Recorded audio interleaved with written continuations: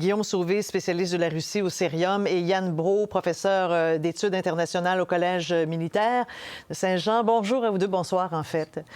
Monsieur Sauvé, je commence avec vous. Il y a quand même du mystère qui entoure la mort de Monsieur Navalny. On dit qu'il était en prison, il est allé prendre de l'air, il avait droit à une marche, puis soudainement il s'est effondré. Oui, alors il y a du mystère parce que ça se passe dans une prison russe, ouais, et que toute l'information est contrôlée par le gouvernement russe, qui ne s'est pas distingué par sa transparence, mettons, dans ses communications ces dernières années. C'est vrai au sujet de l'Ukraine, ça a toujours été vrai au sujet du traitement des opposants politiques. Et bien, malheureusement, je pense qu'on ne saura jamais la vérité. On va avoir probablement un communiqué de presse un peu plus précis, avec une version un peu plus élaborée de la version officielle. Mais la vérité, à moins que le régime tombe, et ça ne sera pas pour bientôt, on ne l'aura pas. Parce que, M. Brault, ce qu'on nous dit, c'est qu'il y avait des médecins sur place, ils ont vraiment tout fait. Puis là, on nous assure, ils ont vraiment tout fait. Mais on regarde les réactions de la communauté internationale. Genre, les gens accusent directement Vladimir Poutine. Oui, puis c'est principalement la ligne éditoriale qu'on voyait dans les journaux russes aujourd'hui. C'est comment l'Occident peut-elle, s'auto-conclusion, accuser notre président Poutine d'être responsable de la mort de Navalny, alors qu'il n'y a aucun même rapport médicaux qui ont pu être examinés, il n'y a aucune preuve. Bon, on sait que M. Navalny s'était jamais complètement remis de cette tentative d'empoisonnement au Novichok qu'il avait subi en 2020.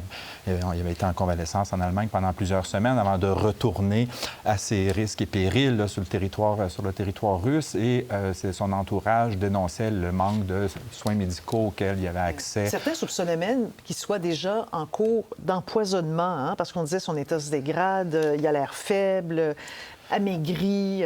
Bien, tout est possible. Et Guillaume le dit, c'est pas le premier mystère. C'est un peu frustrant comme spécialiste de devoir commenter sur des choses pour lesquelles on n'a pas d'accès direct à l'information. Ce qu'on peut commenter, c'est plutôt la réaction internationale, la façon dont cet événement-là contribue à élargir le fossé entre les représentations qu'on se fait des choses en Russie et dans ce que la Russie appelle l'Occident collectif. On l'a vu avec ces déclarations-là très fortes de notre premier ministre Trudeau qui parle de Poutine comme un monstre, M. Biden, on l'a vu, M. Zelensky.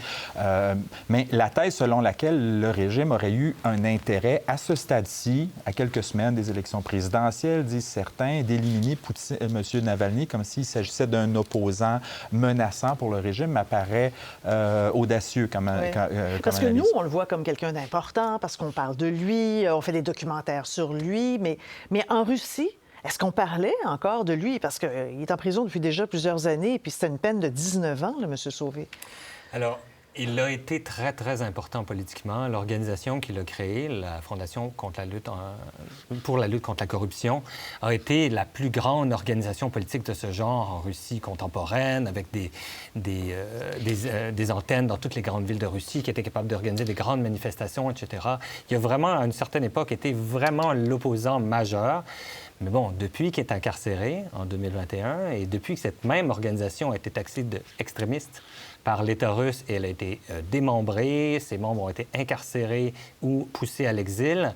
Alors effectivement, maintenant, il demeure important, ou il demeurait important en tant que symbole, essentiellement. Mais il n'était pas menaçant politiquement, surtout pas pour l'élection à laquelle il n'y avait évidemment pas le droit de participer de sa prison. Ouais. Il y a toujours ce mystère.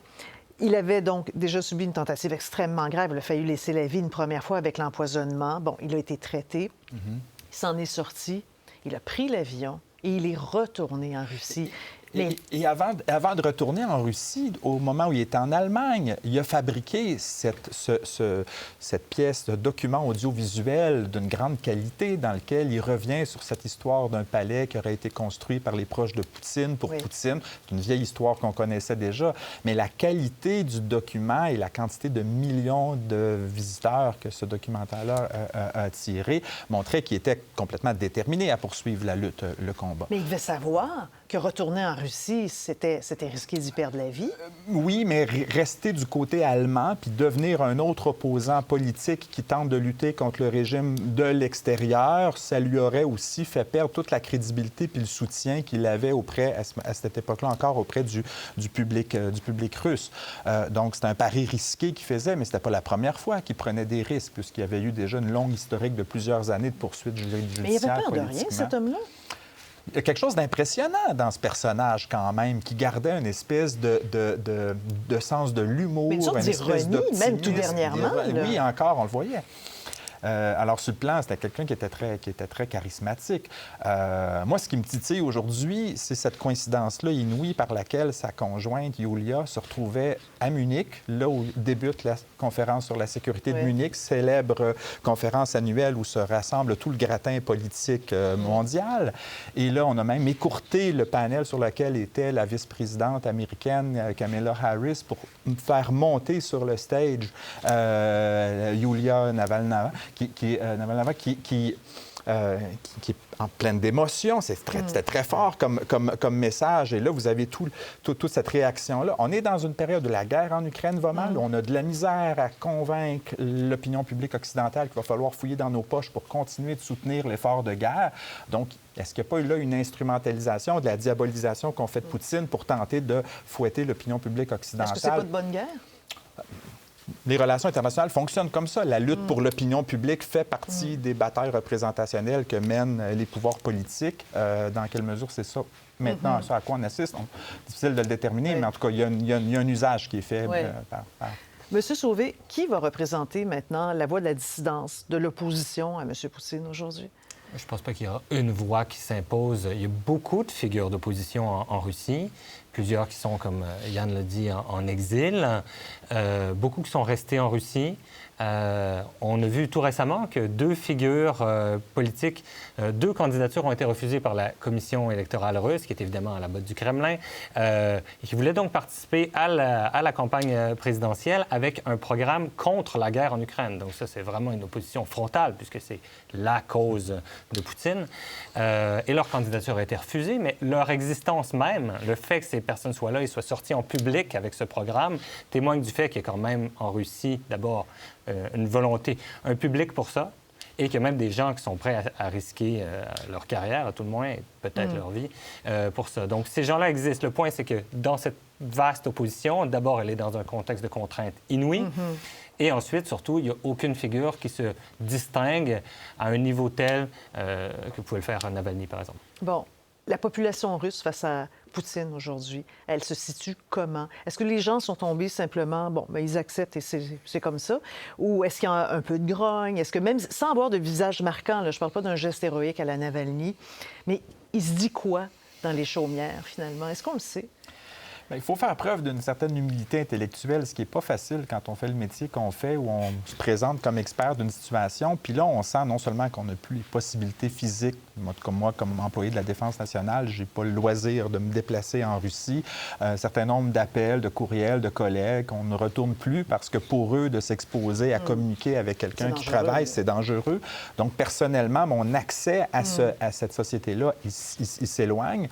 Les sondages, on a vu des sondages, il y a des firmes bien reconnues, celle de Levada dont on parle tout le temps, mais même là, on peut se demander, c'est dans le contexte actuel, quand on vous demande est-ce que vous comptez soutenir la candidature de Vladimir Poutine à la présidence, est-ce qu'il n'est pas plus sage de répondre oui aux sondeurs puis de raccrocher que de risquer d'être identifié? Donc, est-ce qu'on a vraiment le pourcentage réel? Bien sûr que non. Dans quelle mesure? On a l'impression qu'il y a encore un soutien largement majoritaire à Vladimir Poutine. La population a été passive. C'est un genre de deal qu'on a passé avec elle. On vous donne des bonnes conditions de vie, on vous offre les services gouvernementaux, mêlez-vous pas de politique, puis exprimez pas vos opinions trop fort. Ça a été un peu ça, l'ambiance dans laquelle on était. Maintenant, dans quelle mesure les jeunes générations voient ça? Quelle est la tendance lourde qui se dessine? Est-ce que cette guerre-là, quand même, il y a une contradiction? Ça attriste beaucoup de Russes de savoir c'est leurs cousins qui sont de l'autre côté de la frontière. Il y a même des gens où les familles sont divisées d'un côté et de l'autre. Donc, on l'a vu avec la candidature de Nadezhdin, comment ce phénomène-là, ce gars-là n'était pas connu par personne. Il fait des petites chansons avec sa fille sur Instagram. Il dit qu'il est contre la guerre. Paf, il ramasse des dizaines de milliers de signatures qui sont prêtes à appuyer sa candidature présidentielle. Des gens qui mettaient leur nom sur une feuille pour dire « j'appuie quelqu'un qui me promet de mettre un terme à la guerre ». C'était pas rien. Puis le régime a eu peur de ça. Donc, j'avoue être perplexe là, quant à ma capacité d'évaluer où on est maintenant surtout dans qu'on le est ici. contexte. Monsieur Sauvé, bon, vous avez vous aussi votre réseau, des amis, des gens. Est-ce que vous avez un son de cloche en terminant là-dessus?